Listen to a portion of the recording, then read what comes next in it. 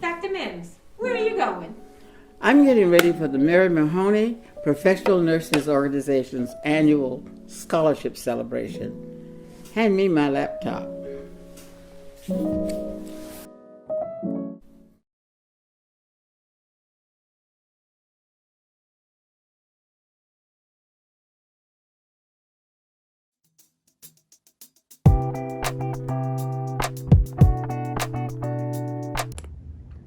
Good afternoon.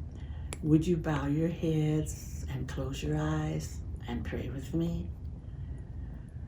Good afternoon, Father God. On this occasion of the 72nd annual scholarship reception of the Mary Mahoney Professional Nurses Organization, we come to give you all of the honor, praise, and glory because you are worthy to be praised. We love you, Lord, because you first loved us. We ask you, Father God, to heal our land and the world of the coronavirus.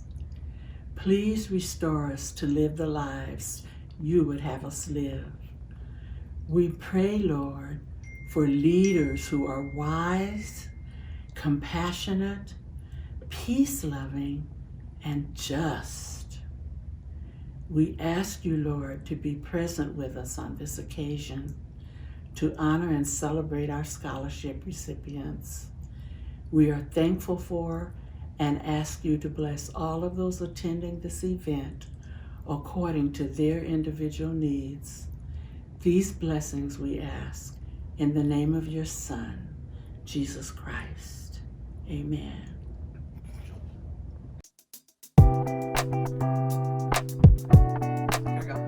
Mary Mahoney brothers and sisters, friends, supporters, we welcome you to the 72nd annual Mary Mahoney Scholarship event and our very first online event. Thank you for your presence. Our nation continues to shift and the state of affairs is changing minute by minute. We are under the umbrella of COVID and the disparaging effects this disease has had, and looking at its impact on the Black communities, it has been sobering financially and emotionally. We are left wondering at times, where do we go from here? We begin and end our day with the visual and audio images of our brother George Floyd and many others like him, suffering and expiring at the hands of another brother. A brother that has demonstrated hate, indifference, and evil. The anguish in Mr. Floyd's face and his cries for his mother will be forever etched in my mind. I keep thinking about how in the world did my ancestors survive slavery until now, having experienced in the flesh these horrors, but we survived at a cost, but we survived. We have been traumatized more than we have acknowledged as a community. I reflect on our founders, the founders of Mary Mahoney Professional Nurse Organization, and the absolute courage and resilience and trailblazing resolve they had to possess in order to gather together in solidarity with the vision and the mission to support and mentor young Black nursing students and nurses as they moved into the workforce and at the start of their young careers in adulthood. Oh, how proud any student or nurse must have been to be a part of Mary Mahoney Nurse Organization, a flagship of perseverance and hope during a time such as these. Where do we go? What do we do? How do we cope? As nurses, we tend to jump in and help. We lead, immerse ourselves in any cause that is a do-good cause. We jump in with reckless abandon. This is what brings us joy, nurses, and satisfaction in our profession. We get things done and we can move mountains at times. However, Mary Mahoney sisters and brothers, I would encourage each and every one of you to take this time in our history to self-reflect and find your path towards self-love. Trauma shows up in a lot of different ways, and one of those ways is lack of self-love. We take care of everyone except ourselves. We must find a way to pray and meditate and listen to our bodies and listen to what our bodies are telling us as we participate in 20 million different activities. Speak loud for yourself at any moment. Even research shows when you hold in bad thoughts or stress or unhappy feelings, it causes your cortisol levels to rise, and stress kills, literally causing heart attacks, cancers to grow, and stroke, not to mention anxiety and depression. Historical current trauma is real and will affect us in some way.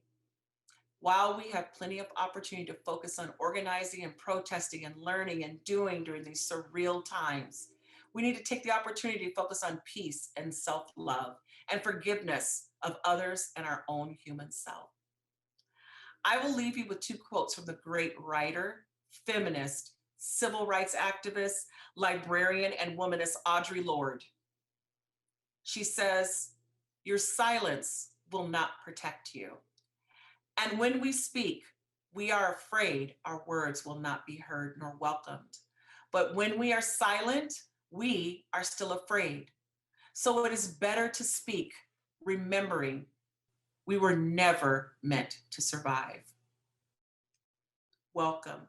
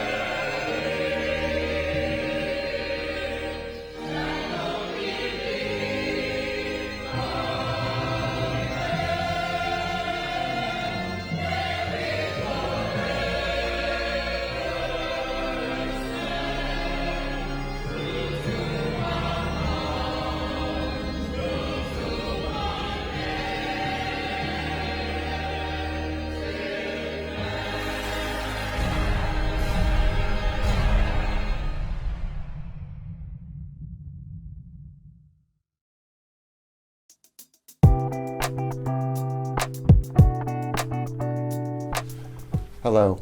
It's an incredible honor to join you all today for this important event, this luncheon that honors, celebrates, and lifts up the journey of Black women through the nursing profession. I have to tell you, I come with a slightly quieter voice today. I was just sitting with a Black brother who is struggling with the stress and the mental health issues and the hardships that these days in particular are bringing to the doors of so many of us. And it was interesting because in all of our deliberations and conversations, the biggest question this young person had, this Black brother had, was, how do I find someone who looks like me to be part of my care? How do I find someone who is Black, who understands my journey, to be in my care team? And for all of the other things that are so important about our healthcare field, it just reminds me again and again and again that you, all of you, are the most important element in the health and well-being of our Black communities today. So I honor you. I'm so humbled to be part of this celebration, this event, and I really hope for the best of success.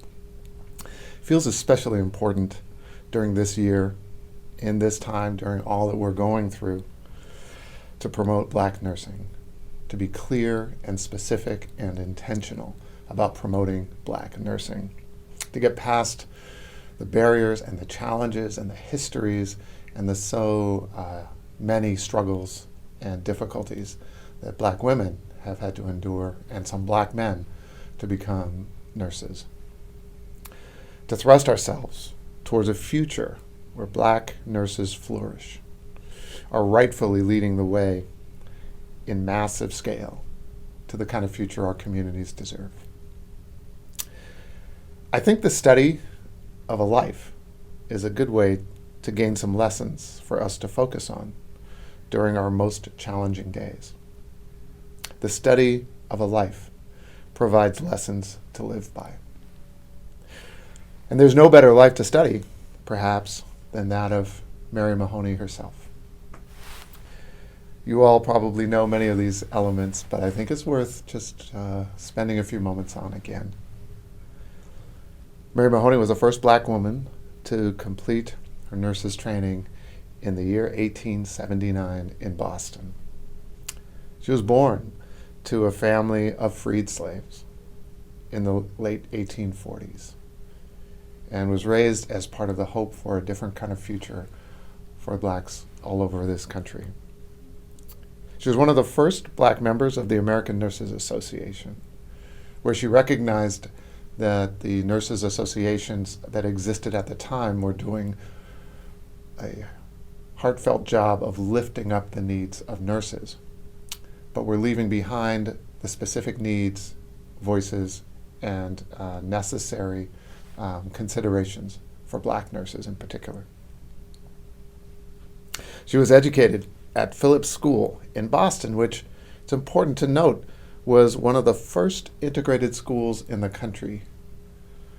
Her life is one that's marked by trailblazing in so many different ways, it's sometimes hard to keep track of the many firsts that she was a part of. She started working at the New England Hospital for Women and Children, and it's interesting to think about in that hospital. It was care for women, and it was care by women. All of the hospital staff, the physicians on down, were women. It makes me think about how that model of really being specific and intentional in providing the care by the same people who are going to have the right knowledge, the right wisdom, the right lived experiences to be the best providers, was a model that hospital was utilizing, and a model that we could use a lot more of today. In order to become part of that hospital, however, she had to start as a teenager doing all the worst jobs, all the hardest jobs in that facility. Washing and cleaning and everything that was menial was part of her journey as she tried to rise up in that organization and in the healthcare field. The nursing training program there was especially challenging. And it's important to note again that out of the 42 students that entered the nursing program in 1878, She was one of only 4 that managed to graduate. Each stage of her life is marked by a moment or an experience or an expression of our times. And so I think a lot about how even after she graduated from the nursing training program, her work started among wealthy white communities. She was a private nurse to the wealthiest on the East Coast, partly because she had seen enough of how much discrimination and pain and suffering Black professionals had to endure in order to work in other aspects of healthcare.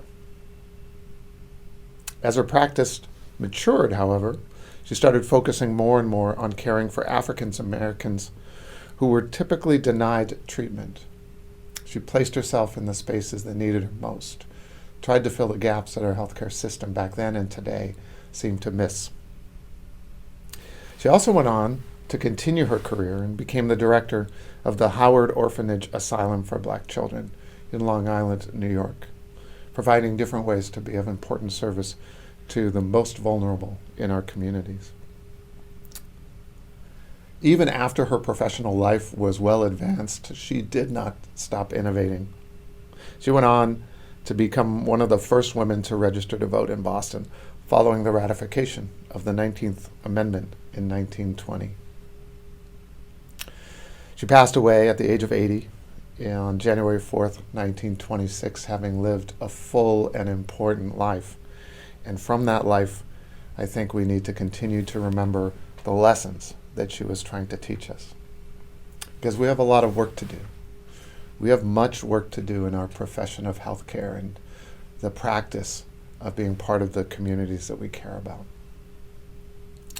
We have to recognize that there's so much more work yet to do. I think about the gender pay gap, which exists even in the nursing industry. For even though most nurses are women, men in nursing earn an average of around 10% more.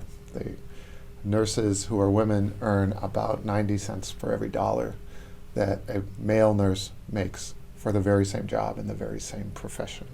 We have work to do. It's interesting, you look at studies of pay in the nursing field, and it's actually hard to find data that disaggregates, that shows what happens among different races and ethnicities in this field.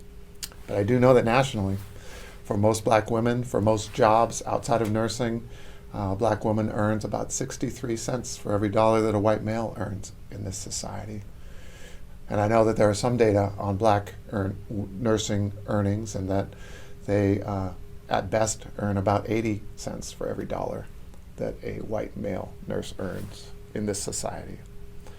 We have work to do. There's so much work to be done, because without justice in pay and in life and in other parts of our professional world and our personal worlds, we will never see the kind of future that we want to see, where equality, equity, and justice are the things that our children know and expect and demand instead of hope for and dream about. Connecting with a hospital staffed by women and for women, I think about that as a model for the way our healthcare system today still needs to evolve.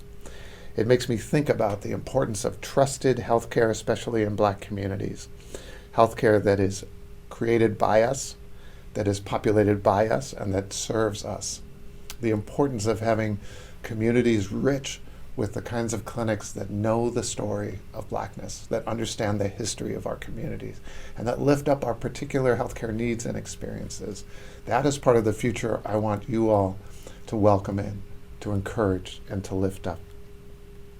I think about her as a teen struggling in the bowels of a hospital, doing all the menial and hard labor. And I wonder, when do we get to a time when we don't have to go through the bottom to get to the top? When do we get through a time when we don't have to continue to prove ourselves at every layer in order to be seen as worthy and in the realms of healthcare professions?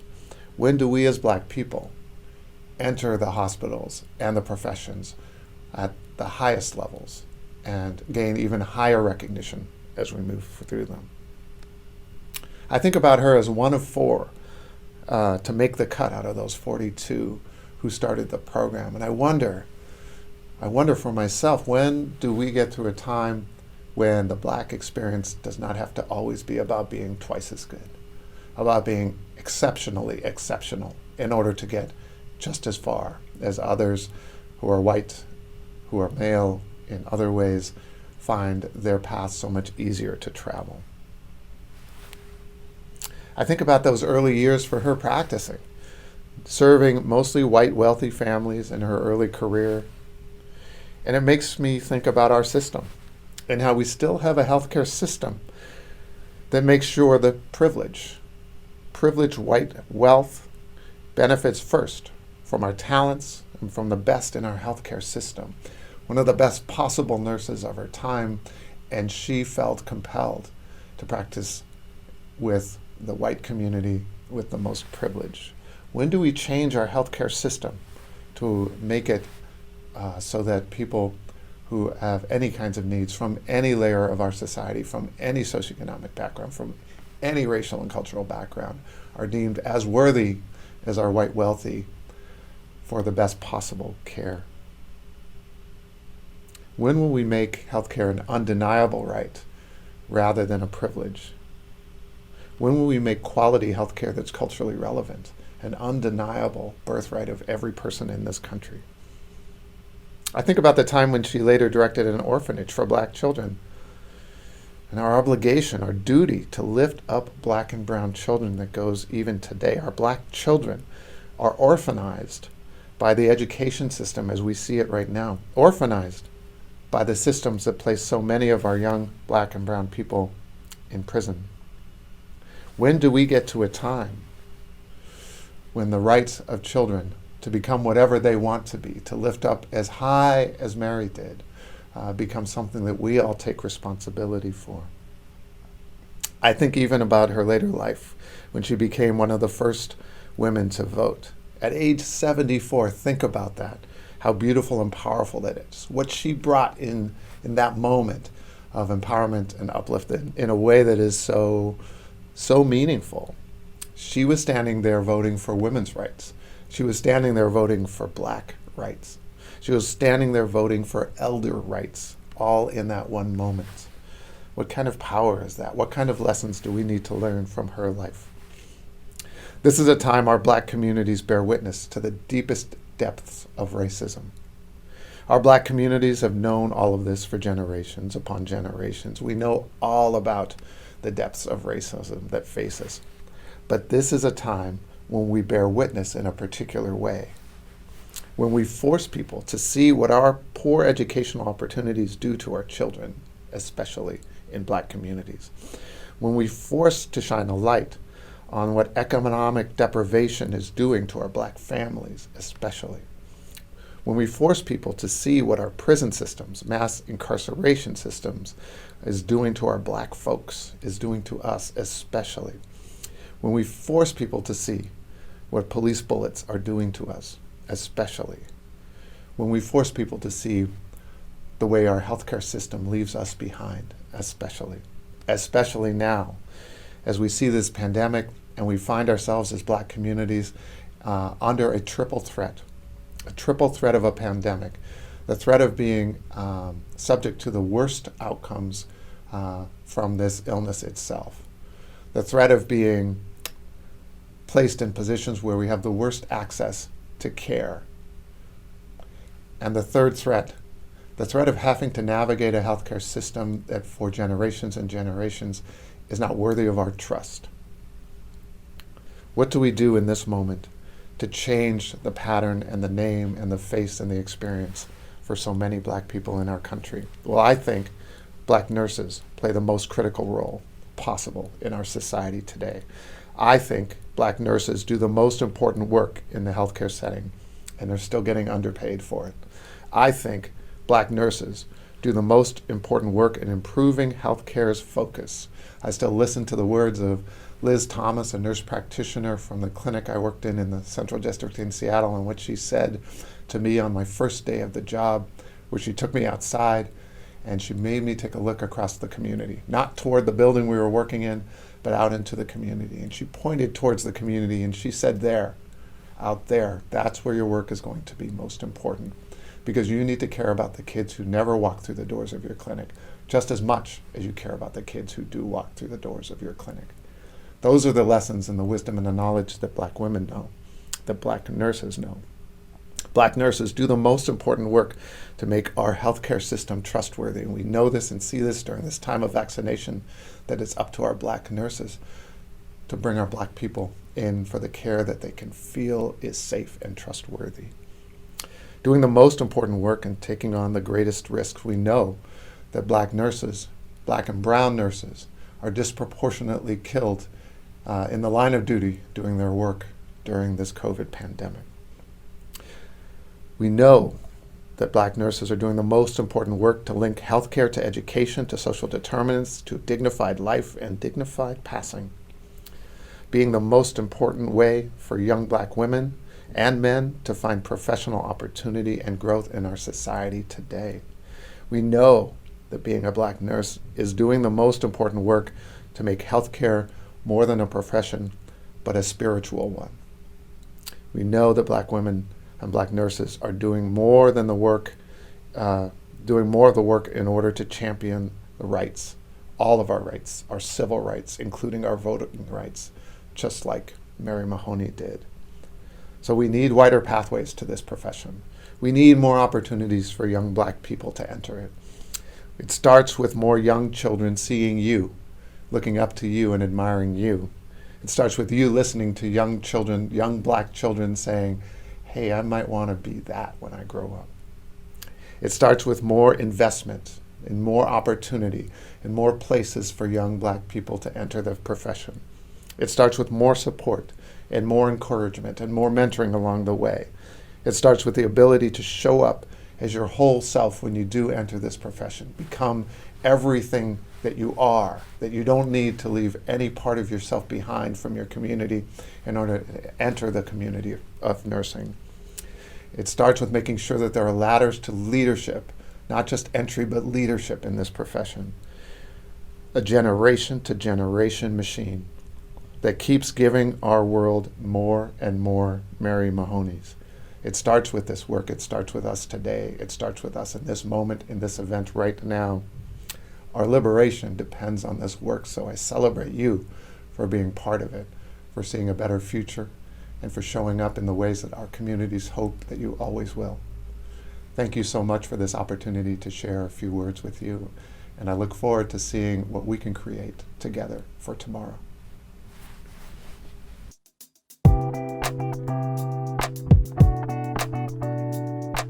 Honored guests, students, members of Mary Mahoney Professional Nurses Organization, guests, family, and friends, we are delighted that you are present today to participate in our annual scholarship celebration, which was founded more than 70 years ago. Each year, the Ann Foy Baker Award recognizes a person who has had a significant impact on the community. This award reminds each of us the value of collaboration through honoring a community-based organization or persons who support our mission and demonstrates the calling of community service. Miss Baker, one of our 13 founders, believed that nursing was a calling to serve, like a calling to become a minister. She believed we had an obligation to serve those who are committed to the care and service in our community. She demonstrated this throughout her life's work. The person we have chosen to receive this award embodies the value of healthcare service to individuals and community. He has demonstrated unwavering commitment to ensure that underserved individuals and families receive care and support with dignity. His service to community includes, but is not limited to, education, service, policies, laws, and community engagement at all levels. His value is reflected through comments from patients and families and students, community leaders, legislators, heads of organizations, both locally and nationally. His work is reflected in the numerous organizations who seek his leadership in the guidance to deliver fair and equitable healthcare. This year, Mary Mahoney Professional Nurses Organization has selected Dr. Ben Danielson, the former director of Odessa Brown Children's Clinic, Today, Ms. Elizabeth Thomas, a former president of Mary Mahoney Professional Nurses Organization, is saying to all of us how wonderful to see this great man be honored by us for his outstanding work, including his ongoing support for nurses. It is impossible to outline all the work that Dr. Danielson has accomplished in his career to date. I am sure if I asked Dr. Danielson what his greatest achievement is, he would start by stating his greatest accomplishment was embodying the values that his mother taught him and his two sisters, the value of education and a desire to be a contributing member of a community. Dr. Bin is a Harvard graduate who came to Seattle for his medical education and is a graduate of the University of Washington as a pediatrician. In 1999, he became the medical director of Odessa Brown's Children's Clinic based in the Seattle Central District, a historically Black neighborhood. Throughout its inception, the clinic has grown to serve a diverse population. Many of their patients and families remain low income and often underserved. Dr. Bin is one of the early healthcare workers who supported the need to raise the minimum pay and provide sick leave for low-income workers. He was willing to fight with labor organizations and other groups because he understood that if you had a sick child and was poor, you needed to stay home to provide care for that child. Or if you were ill with the flu, your choice was to go to work and infect others because you could not afford to stay home and lose a day's pay. Dr. Bin knew that pay and compensation improved health outcomes. He helped to found the Washington Medical Legal Partnership, which trains doctors to recognize issues outside of the examination room and how it contributes to health problems. He continues to influence laws and health policies as he serves on a variety of boards, commissions, and committees, too numerous to list. He is currently the chairperson on the Governor's Interagency Council on Health Disparities, where he is leading the work to ensure Washingtonians have a more equitable place to live.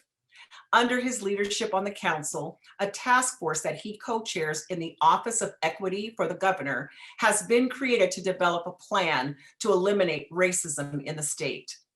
In the inaugural meeting of the task force, Dr. Bin charged the group and public attendees, I quote, "I want us to be a little afraid by what we're asking of our state. I want us to be afraid of the change that we are expecting in the world around us, because it is so audacious and so bold as to almost seem impossible. But because we think of it and we dream it up and we share ideas about it, and we are bold enough to say it, that it becomes possible. And then we work hard on it, it becomes probable. Then we continue to see it through because we are accountable and it becomes a reality. I think we must dedicate ourselves to that." We see the living of this quote in his leading the expansion of Odessa Brown Clinic to achieve the Othello Clinic in South Seattle. Dr. Bin has demonstrated his accountability to the patient he serves, their families, students, and the community through his ongoing demonstration of commitment to be an outstanding contributing member of the community. We know that you have received numerous awards. However, you embody the mission of our founder.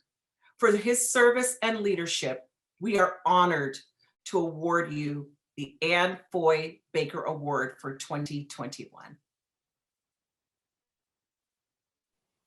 Oh my goodness. This is so, Yes, oh, this is wonderful. you're welcome. Thank you so much. You're welcome. I'm so so honored. exciting.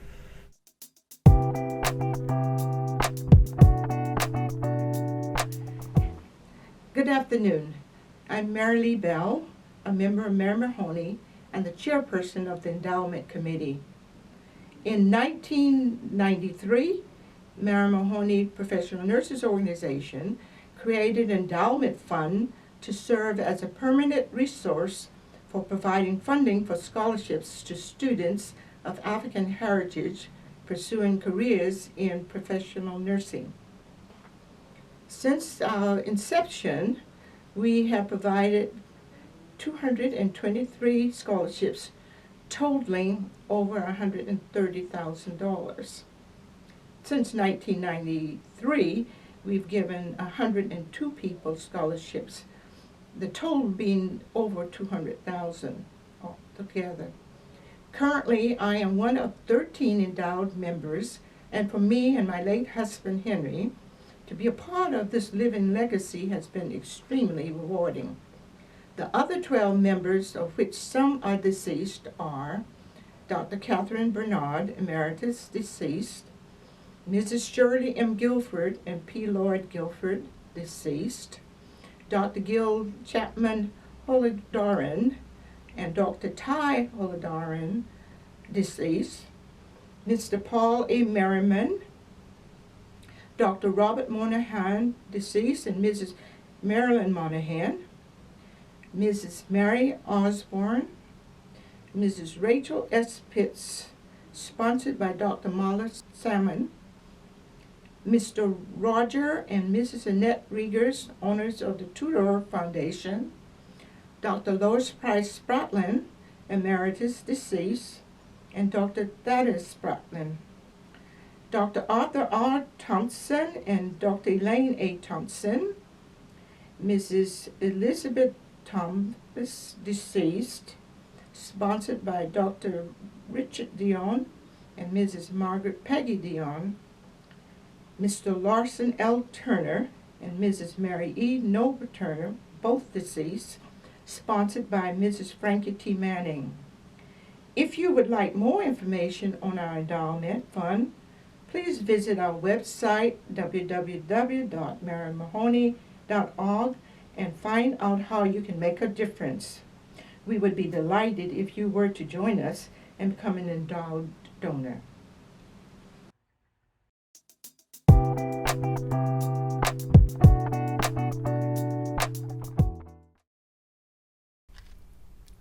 As the adage goes, it takes a village to raise a child.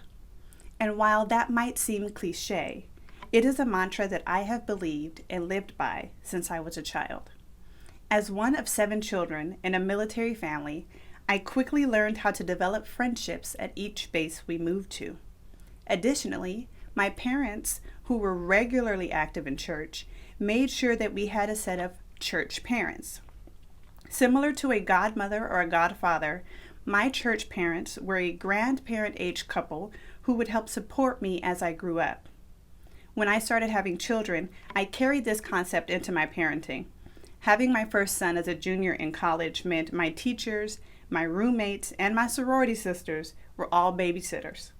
And when the military took my family to Texas, I quickly developed a village for my children that included teachers, Boy Scout leaders, church leaders, and non-biological aunties, affectionately referred to as TTs. I thought my days of needing a village for myself were over, and then I entered the field of nursing. When I began the entry-level Master of Science in Nursing program at Pacific Lutheran University in 2018, I knew I would need to call on my village for your typical things. Someone to pick my daughter up from daycare, someone to be on call for my teenage sons in case of an emergency, etc. But when I began to struggle with postpartum depression, racist microaggressions, and passing the NCLEX, it was my Mary Mahoney village that stepped up. As a student mentee of the Mary Mahoney Professional Nurses Organization, I have the type of village that I created for my children. When a course textbook still included erroneous information about differences in pain thresholds based on race, I had a network of nurses and nurse educators who could contact the school to collaborate on a solution. When I needed someone to talk to about racist microaggressions of instructors, the monthly meetings provided that outlet. When I thought I was crazy or overreacting about disparities in health care delivery for minority populations, the seminars held at these monthly meetings reassured me that my feelings were valid and logical. And when I did not pass the NCLEX the first time, I received support that ranged from recommendations for therapy for test anxiety to the promise of wine when I passed, in jest, of course. As a Mary Mahoney student, I also have access to an amazing mentor, Dr. Jamelia Shirls Jones, who not only shows me what Black excellence in nurse leadership looks like, but who is available whenever I need educational, mental, or emotional support. I can count on her to review papers before I turn them in, look at my capstone project, and even be a person I can blind CC if there's an issue. Mary Mahoney Professional Nurses Organization exists to provide scholarships and mentorship to nursing students of the African diaspora. While I am indebtedly grateful for the scholarships I have received through Mary Mahoney, it is the village of support that I have through them that I cherish the most. I have been blessed with villages my entire life, and I am so grateful that Mary Mahoney Professional Nurses Organization is a part of my village.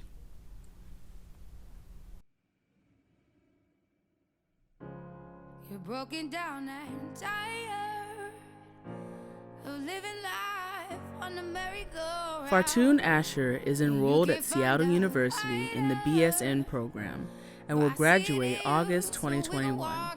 Her aspiration to become a nurse has been influenced by her personal experiences of barriers to receiving optimal health care and observing her mother maneuver her way in a healthcare system with racial disparities. Her goal as a nurse will be to advocate for those who are vulnerable. One of her instructors would describe her as one who puts in effort to understand and treat each person with dignity and respect. Michaela Brooks is enrolled at Seattle Central College in the ADN program and will graduate August 2021. In spite of personal challenges, which include taking care of her young son and assisting her husband who is learning to speak English, she has worked diligently to remain in the nursing program. She perceives becoming a nurse as an opportunity to create positive change and enhance the lives of many patients. She is the granddaughter of one of our past MMPNO members who served as treasurer and is now deceased.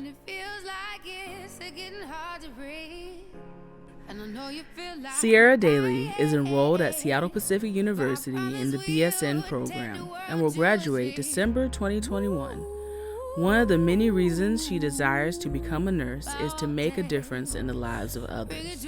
She volunteered and served in several community outreach programs. Another inspiration to becoming a nurse is from her mother, who is a nurse, and shares the joy she experiences in helping patients. Her ultimate goal is to become a pediatric nurse practitioner, which will include educating young patients. Annie Linda Wanju Baju is enrolled at Seattle Pacific University in the DNP program and will graduate June 2022. She is an immigrant from Cameroon, West Africa, who has witnessed the deaths of many due to the lack of resources for healthcare. The loss of her brother also inspired her to choose nursing as a career. Her career ladder is nurse's aide to family nurse practitioner and now the doctor of nursing practice. Her short-term goal is to provide preventative care to the homeless population in Seattle and eventually build a hospital in her home country. Maya Brooks is enrolled at Bellevue College in the BSN program and will graduate June 2022. Her inspiration to becoming a nurse came during her adult life as she recalled her mother, a nurse, who worked very hard as she provided care for others. She received personal joy from the home health care services she provided her friend's hearing-impaired brother. She is much concerned about health disparities among the elderly and will focus her nursing on the geriatric population. A long-range goal is to establish an adult family home. Shay Jones is enrolled at Highline College in the ADN program and will graduate June 2022. She has plans to pursue a BSN degree in nursing. Her experiences from providing home health care, care in long-term care facilities, and inpatient care in hospitals has inspired her to seek a career in professional nursing. She is concerned about the racial disparities in the healthcare system. Her area of interest is in women's healthcare with an emphasis on labor and delivery. She expresses gratitude for the nurse mentors. Adnan Muhammad is enrolled at Seattle University in the BSN program and expects to graduate November 2022. He is an immigrant from a refugee camp in Kenya, Kakuma, where there is no health care for refugees, which included his invalid mother.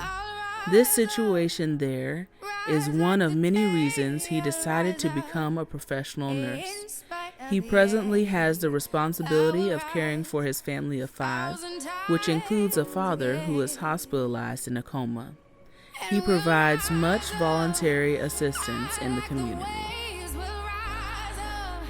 Siobhan Reynolds is enrolled at the University of Washington in the DNP program and will graduate March 2023. The catalyst for her pursuit of a DNP degree comes from her experiences as a patient and the lack of diversity in healthcare. She is committed to improving the healthcare services provided to underserved communities. She also expresses great concern regarding the COVID-19 pandemic's impact on the increase of infections and deaths among the underserved populations. She has been involved in some of the successful projects associated with COVID-19. Bedrea Saeed is enrolled at Seattle University in the BSN program and will graduate September 2022. Her experiences with the differences in healthcare in Ethiopia, her home, and here began during her childhood. She witnessed the birth of her 3 siblings and her mother's care. Her experiences and employment in providing health care in the U.S. influenced her decision to become a professional nurse. She has been helpful to immigrant patients who speak her first language and are having difficulties with English. Glenda Shepard is enrolled at Seattle Pacific University in the DNP program and will graduate June 2022. Her dedication and health interest is in the end-of-life care. During her 30-year nursing career, the latter has included ADN, BSN, Master's Health Services, Postmaster's, and NP degree.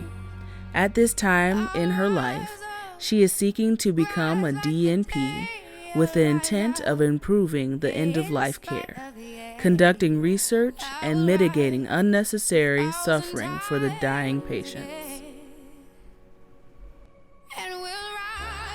Azine Afomadu is enrolled at Seattle University in the DNP program and will graduate July 2024. She developed a desire to become a nurse while nurturing and caring for premature babies and babies with medical conditions in the hospital. Additional inspiration also came during her difficult time while in labor and giving birth. The nurse was very helpful and compassionate. It was her realization that the role of the nurse was very important. This influenced her to choose the path of nurse midwifery.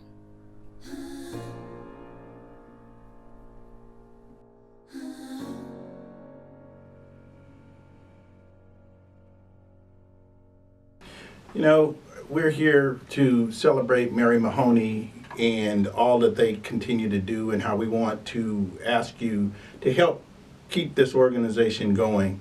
When you think about Mary Mahoney and the history that they have, I am reminded about the history where I come from over in Pasco, Washington. I think about Miss Quilla, who was the first black nurse I ever met, and how one time we had a race riot in Pasco. And Miss Quilla, it shows you how nurses have to put themselves above what is going on around them. In this riot that took place in Volunteer Park, the Lady of Lourdes Hospital was right across the street from this riot. And she was there, and I'm sure if she was on duty, she had to take care of some of the same people who were using the N-word on our community and started this riot while she was on duty. And it just shows you that nurses have to be very special people in very special situations, especially African American nurses. And that's what the Mary Mahoney nurses are all about. They are very special people, and which is why we need them in our community, which is why I'm here tonight, is to talk about how we can support Mary Mahoney. And when it comes to knowing nurses and what they do, personally, I just want to talk about me personally, because I have a bunch of stuff to do that I could be out doing like most of you, but I had to take time out because nurses mean so much to me. Like most of you, you probably think that nurses only take their lead from doctors who tell them what the doctors tell them to do, or give you a bunch of pills while you're in the hospital. That's what I used to think nurses do, until I wound up in the hospital because, as some of you may know, I had a brain tumor a little over 6 years ago and wound up in the hospital for the first time, which left me after the surgery partially paralyzed on one side. And for the first time, I was dependent upon nurses who actually kept me, uplifted and upbeat, because they were in my room all the time and really kept me stabilized in there. But I remember, I'll never forget one time when I decided that I was going to be hard-headed. They told me, do not try to get out of your bed without calling one of us if you need us. But they told me that one of the senators had come to see me, and so I jumped up out of bed without waiting on the nurse to get back and went into the bathroom. And while I was in the bathroom, I fell. And the worst thing, I got stuck between the commode and the wall, and I couldn't get up, nor could I reach the switch to call the nurse. And I'm sitting there and I'm trying to figure out, what in the world am I gonna do? And I couldn't reach the switch. And I wound up really just making a mess of myself. And as embarrassing as it was, the nurse came in the room and couldn't find me and opened the bathroom door, and there I was. And I'm telling you, this nurse had all of the ego and bravado that I had inside of me in his hands. And he looked at me and he could have said, oh yeah, mister, I got senators calling on me, and the mayor had been up to see me, and he could have said anything in the world. So you think you're all of that. So you're Mr. Big Shot. You're Mr. Vice President. But he didn't. He simply said, let's get you in the shower, let's get you cleaned up, and let's get you back in the bed.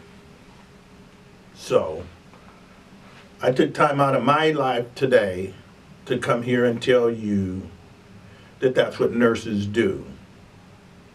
They don't make judgments about people, whether you're racist that is doing something, whether you're a big ego black guy. Mary Mahoney nurses for years have been doing the job on the front line, making sure that our people, from children to seniors and our elderly, had the best care possible. So we're here tonight to ask you to help this organization do what it can. There's a button on the bottom of your screen that we're asking you to make a contribution to this organization to help them keep going, to help them do what they do, to help give scholarships to young people so that they can stay in this industry and get their education. Mary Mahoney gives scholarships to kids all over our region, and have for years, so that there's more coming behind them, so that there's more young people, men and women, who are going to be in this field, that will be able to be there when you get sick. And we are going to get sick. one way or the other, either accident, either car wrecks. If you don't, your kid will. As my pastor used to always say, if you don't have any problems today, keep living, and you'll see. And so if you do, and hopefully you won't, but if you do, we want to make sure that Mary Mahoney and that organization is there. So click the button below, make a call in, give some money, whatever you can do, however you can get money to them. But I want you to make sure that you do something to support this organization. I thank you so much for listening, and I thank you so much for supporting the Mary Mahoney Professional Nurses Organization. Thank you, and God bless you.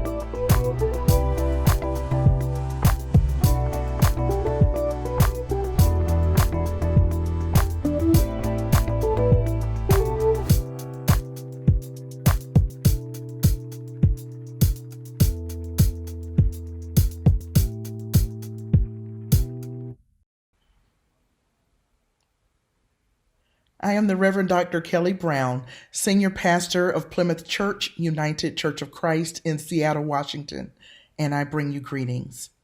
As we close the Mary Mahoney Professional Nurses Organization Annual Scholarship Celebration, I invite you now to pray with me. The light of God surrounds us. The love of God enfolds us. The power of God protects us, and the presence of God watches over us. Wherever we are, God is, and all is well. Amen.